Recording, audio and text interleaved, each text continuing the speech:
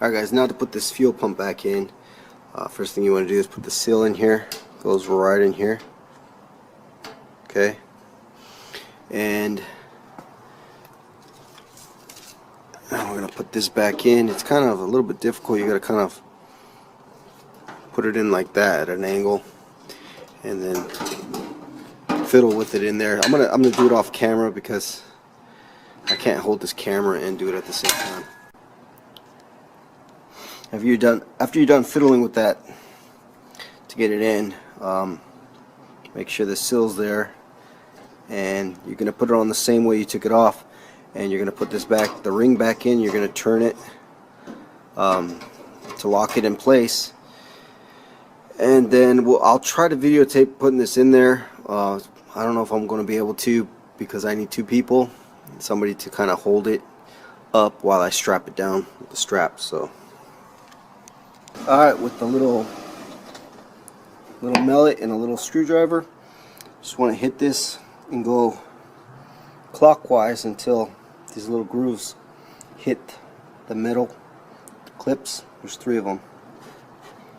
Right there's 1, 2, and 3. Just turn it until the clips all hit, and then that's nice and secure. Now it's ready to install in the car. Alright guys, got my daughter over here helping me put up this fuel tank, and it's pretty easy. I had her on this side checking the neck, goes through the hole. When you get it through, all you got is those 2 bolts to put back in, 15mm. Tighten them down, this thing won't move. Replug this connector back in. Okay, and then you got your hoses here. Tighten this one back up at the very top, 2 wrenches. You got this one here, that goes there. You got this one here, it goes in the middle. And then I had taken this piece off earlier. This one goes back here on the very far, and the end piece kind of sits in here. But I disconnected this from here so I could drop this rear axle a little farther. So when I lift up the axle, I'll tighten this back up in there and reconnect this. Alright, got my new sway bar end links in, looking real good. These are better than the original, so I got 2 of those because some of the bushings were busted off.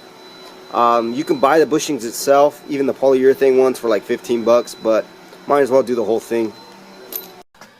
Okay guys, I'm installing these new end links here, and this adapter piece in here, this little spacer, is a little bit longer than the original. So what I did is, instead of just cutting this, I just used the old one instead. It's just as thick, actually a little thicker than these ones anyway. And so yeah, that's the only thing I had to do. Is the reason why it's a little too short is because, you know, these are worn out and these ones are brand new, and these ones are a lot thicker, so I barely got enough to get the threads on. And once you get it threaded on though, you'll be okay. But yeah, you want to use a little shorter adapter if you can, or just cut it to length. Alright, got the spring back in there, and make sure that the boot is on top of the spring. When you make sure you line it up to, there's a little lump in there. Make sure you line it into that hole, and yeah, that's how you get the spring in, and got the end link in, and I just put the bolt on for the shock. So that's all ready to go on, and I gotta go and do a little bit more on that. Alright, I got a light so I can show you guys what I did. You can see the bolt right there holding onto the brake line. Make sure you bolt that one back up.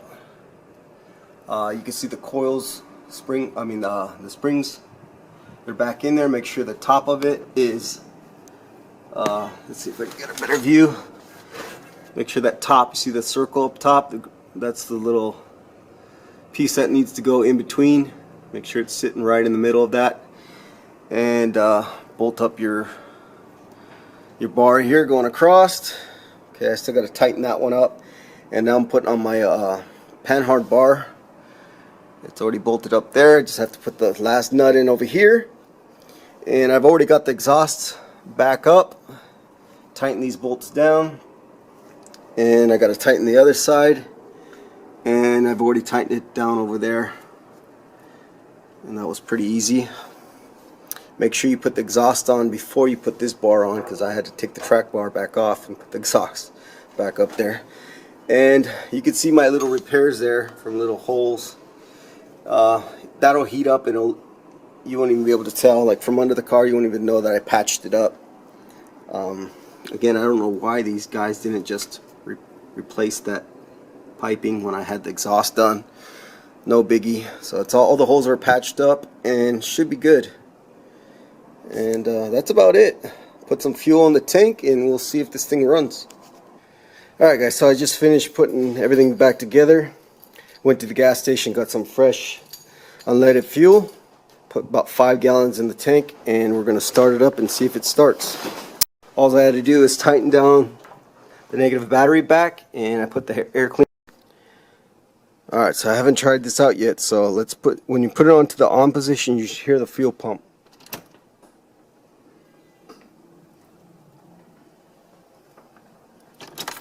Let's try that again because I couldn't hear it.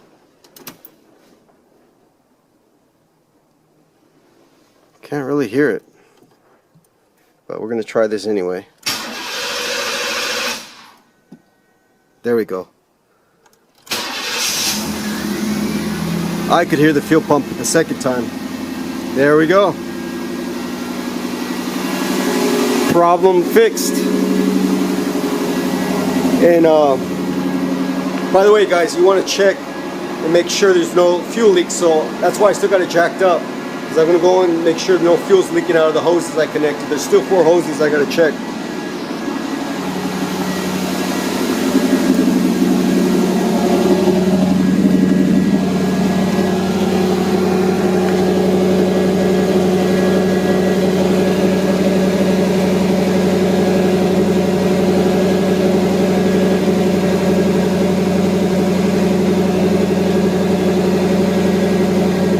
So it doesn't look like anything's leaking.